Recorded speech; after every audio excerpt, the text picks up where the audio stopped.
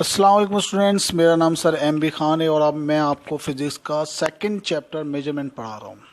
अपने last lecture में मैंने आपको मेजरमेंट, क्वांटिटी, फिजिकल क्वांटिटी और नॉन फिजिकल क्वांटिटी के बारे में पढ़ाया था और आज मैं आपको फिजिकल क्वांटिटी के हवाले से मज़ीद कुछ बातें बताऊंगा। तो स्टूडेंट, फिजिकल क्वांटिटी होती क्या है ये मैं अपने प्रीवियस लेक्चर में आपको बहुत अच्छी तरीके से समझा चुका हूँ। अब हम फिजिकल क्वांटिटीज के बारे में मजीद कुछ पढ़ते हैं, यानी कि फिजिकल क्वांटिटी कितनी तरह की होती है। अब फिजिकल क्वांटिटी स्टूडेंट दो तरह की होती हैं, एक फंडामेंटल क्वांटिटीज और एक होती हैं ड्राइव क्वांटिटीज। तो फंडामेंटल क्वांटिटीज कौन सी क्वांटिटीज होती हैं स्टूडेंट? वो क्वांटिटीज होती हैं जो इंडिपेंडेंट होती हैं। अब इंडिपेंडेंट का मतलब क्या होता है? यानी कि इनका इन्हिसार किसी दूसरी क्वांटिटी पर नहीं होता, इनको बयान करने के लिए किसी दूसरी क्वांटिटी की ज़रूरत नहीं पड़ती और इनको इनफरादी तरीके से जाहिर किया जा सकता है। पुराने ज़माने में यानी कि पिछले दौर के अंदर तीन फंडामेंटल क्वांटिटीज थी स्टूडेंट, लेंथ, मास और टाइम। जबकि इसमें आज के दौर में, मौजूदा दौर में, इसमें मज़ीद चार का इजाफा कर दिया गया है, जो कि आपका एक इलेक्ट्रिक करंट है और थर्मोडायनेमिक टेम्परेचर है, इसके अलावा आपका अमाउंट ऑफ सब्सटेंस है और एक और है लुमिनस इंटेंसिटी है। ये चार क्वांटिटीज जो हैं स्टूडेंट, इनका इजाफा आज के दौर के अंदर कर दिया गया है। तो टोटल फंडामेंटल क्वांटिटीज कितनी हो गई आपकी? 7 फंडामेंटल क्वांटिटी हो गई। अब इसको मिसाल की तरह मदद से समझते हैं। अब जैसे अगर आपको लेंथ मालूम करनी है तो लेंथ आप आराम से स्केल की मदद से मालूम कर सकते हैं। इसका कोई फार्मूला वगैरह नहीं होता, किसी दूसरी क्वांटिटीज की भी ज़रूरत नहीं पड़ती इसको मालूम करने के लिए। इसी तरह अगर आप किसी चीज़ की मास मालूम करेंगे तो आप उसको भी आसानी से मालूम कर सकते हैं। अगर कोई आपसे वक्त पूछेगा कि भाई क्या वक्त हुआ है, तो आप घड़ी को देखेंगे और बता देंगे भाई 2:03 हुए हैं, 4:05 हुए हैं, XYZ। यानी कि फंडामेंटल क्वांटिटी को बयान करने के लिए आपको किसी दूसरी क्वांटिटी का सहारा लेना नहीं पड़ेगा। अच्छा, ये तो तीन क्वांटिटी थी, लेंथ, मास और टाइम। ये फंडामेंटल, पुराने ज़माने में यही फंडामेंटल क्वांटिटी थी आपकी बुक के अंदर। इन्हीं तीन फंडामेंटल क्वांटिटी को बेस बना के डिस्कस किया गया। बाकी जो चार अदर फंडामेंटल क्वांटिटीज हैं, इंशाल्लाह फर्स्ट ईयर, सेकेंड ईयर और BSc के अंदर इसका आपको थॉरली जो है ना, इसके बारे में तफसील पढ़ाई जाएगी। अब हम आते हैं ड्राइव क्वांटिटीज की तरफ। तो ऑफ कोर्स नॉट के ड्राइव क्वांटिटीज फंडामेंटल क्वांटिटीज का अपोजिट होंगी भाई। अब फंडामेंटल क्वांटिटीज का अपोजिट क्या होगी? यानी कि ये डिपेंडेंट होगी भाई। ड्राइव क्वांटिटीज क्या होंगी? डिपेंडेंट होंगी। फंडामेंटल क्वांटिटी क्या थी? इंडिपेंडेंट थी। तो ड्राइव क्वांटिटी क्या होंगी? डिपेंडेंट होगी, यानी कि इनका इन्हिसार दूसरी क्वांटिटीज पर होगा और इनको इनफरादी तरीके से भी जाहिर नहीं किया जा सकेगा। अब ड्राइव क्वांटिटीज तो बहुत सारी होती हैं, जैसे वेलोसिटी है, एक्सेलरेशन है, वॉल्यूम है, फोर्स है, वर्क है, ETC, बहुत सारी होती हैं। अब आपको, जब आपने ड्राइव भी पढ़ ली और फंडामेंटल भी पढ़ ली, अब आपको इनका फर्क समझ में आएगा जब मैं आपको ड्राइव क्वांटिटी की मिसाल दूंगा। अब मिसाल क्या है? जैसे वेलोसिटी है, अगर आप किसी चीज़ की वेलोसिटी मालूम करना चाहेंगे तो कोई आपके पास स्केल नहीं है, कोई आपके पास बार नहीं है, कुछ नहीं है। आपको पहले उस चीज़ का डिस्प्लेसमेंट मालूम करना पड़ेगा और फिर देखना पड़ेगा कि वो कितने वक्त में उसने डिस्प्लेसमेंट तय किया। तो वेलोसिटी का मतलब होता है रफ्तार। तो फिर आप उसकी मदद से डिस्प्लेसमेंट और टाइम की मदद से उस चीज़ की वेलोसिटी मालूम करेंगे। यानी कि आपको वेलोसिटी मालूम करने के लिए दो मजीद क्वांटिटीज का सहारा लेना पड़ा। नंबर 1 डिस्प्लेसमेंट और नंबर 2 टाइम। तो डिपेंडेंट हो गई है, इसका इन्हिसार दो क्वांटिटीज पे हो गया, डिपेंडेंट हो गई, यानी कि ये दूसरी क्वांटिटीज के ऊपर इन्हिसार कर रही है। तो ये होती हैं ड्राइव क्वांटिटी। इसी तरह से अगर आप किसी चीज़ का वर्क मालूम करेंगे, भाई किसी चीज़ ने, किसी शख्स ने कितना काम किया, तो आपको तब भी जो है वो लगाई जाने वाली कुव्वत और तय किया जाने वाला फासला, यानी कि फोर्स और डिस्टेंस, दोनों का जो है वो आपको पता होगा, तो आप जो है वो वर्क मालूम करेंगे। क्योंकि वर्क का फार्मूला क्या होता है? W=FF।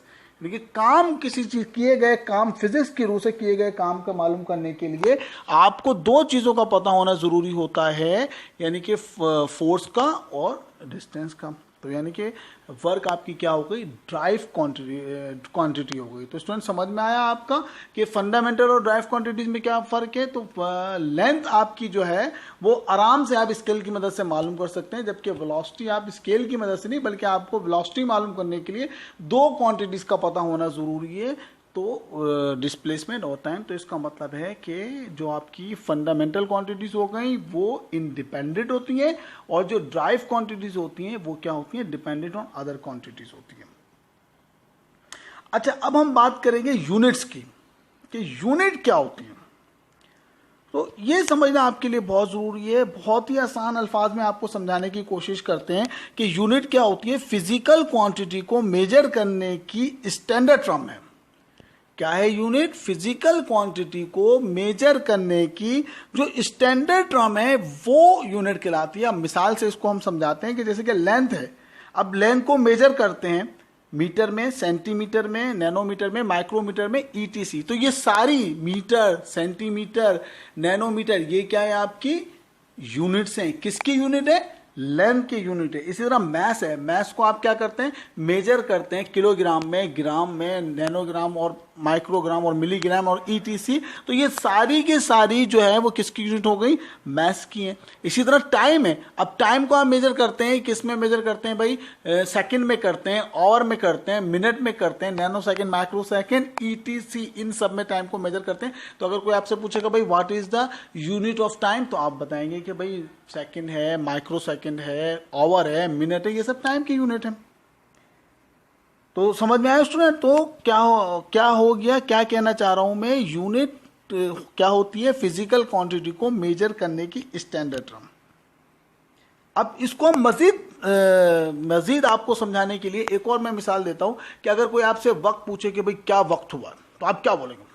आप क्या ये बोलेंगे कि जो है ना भाई 2 किलो वक्त हो गया, भाई 2 किलो वक्त? क्या बोल सकते हैं आप? 2 किलोग्राम वक्त हो गया?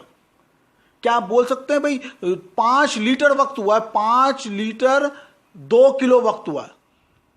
नहीं बोल सकते ना। आप लीटर यूज कर सकते हैं ना किलोग्राम यूज कर सकते हैं, क्योंकि टाइम को बयान करने की जो यूनिट है, जो स्टैंडर्ड टर्म है, वो क्या है? सेकंड है, आवर है, मिनट है। आप बोलेंगे 5:03 हुए, यानी कि 5 hours and 3 minutes। समझ में आ रही है स्टूडेंट?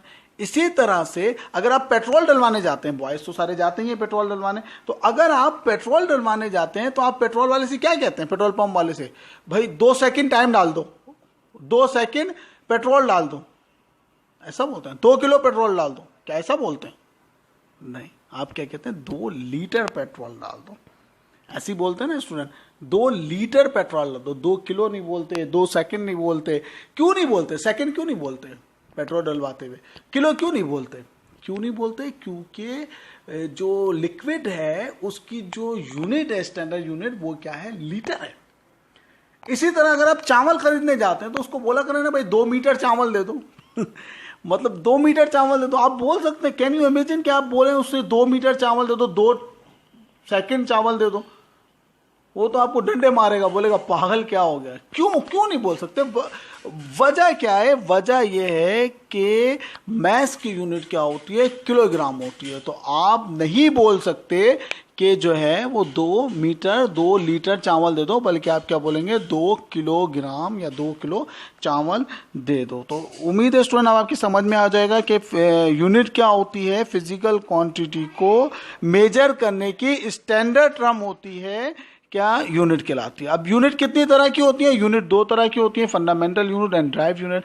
बहुत आसान है कि फंडामेंटल यूनिट कौन सी होंगी? जिनकी मदद से फंडामेंटल क्वांटिटीज को मेजर किया जा सके, वो फंडामेंटल यूनिट होंगी। जैसे कि लेंथ की यूनिट मीटर है तो मीटर फंडामेंटल यूनिट हो गई, मास की यूनिट किलोग्राम है तो किलोग्राम फंडामेंटल यूनिट हो गई, टाइम क्योंकि फंडामेंटल क्वांटिटी है तो इसकी यूनिट सेकंड है तो वो उसकी यूनिट हो गई। ड्राइव यूनिट क्या होंगी? जिनकी मदद से ड्राइव क्वांटिटीज को बयान किया जा सके, वो ड्राइव यूनिट्स होंगी। जैसे कि वेलोसिटी की यूनिट है मीटर पर सेकंड है, इसी तरह एक्सेलरेशन की यूनिट है मीटर पर सेकंड स्क्वायर है, वगैरह वगैरह वगैरह। तो स्टूडेंट आज का लेक्चर तकरीबन लंबा हो गया, 9 मिनट से ऊपर हो गए मुझे बोलते हुए। तो मुझे उम्मीद है कि आपको समझ में आया होगा। सही है ना? बहुत अच्छी तरह समझ में आया होगा। मैंने अपनी पूरी कोशिश की है, थॉरली आपको समझाया है मैंने। तो अच्छा, अब आपका होम असाइनमेंट क्या है? Fundamental unit drive unit, fundamental quantities, drive quantities, इसके अलावा यूनिट की तारीफ़ें, ये सब आप साफ सुथरा स्कूल की कॉपी पे करें और जो है वो इसको स्कूल में जमा करा दें। जिन बच्चों ने अभी तक चैप्टर 1 नहीं जमा कराया उनसे मैं आपको फिर तंबीह करता हूँ कि बेटा इसको पढ़ाई को संजीदा लें और चैप्टर 1 का काम मुकम्मल करें और उसकी वर्कशीट आपको बताएं, एग्ज़ाम में उसके नंबर ऐड हैं तो वो भी जमा करा दें और ये भी जमा करा दें, सही ना। सेकेंड चैप्टर इंशाल्लाह ताला मैंने आपको जैसे बताया कि 7 दिन के अंदर अंदर, आज दूसरा दिन है, इंशाल्लाह 7 डेज़ मैंने इसका वो रखा है कि हम ख़त्म कर देंगे। 19 चैप्टर हमने पढ़ने हैं 10th क्लास, 19 चैप्टर, कम नहीं होते 19 चैप्टर, सही ना। तो आप संजीदा हों और वक्त पे काम करके मुझे चेक कराएं और वर्कशीट जमा कराएं। अपना बहुत ख्याल रखिएगा। अल्लाह हाफिज़।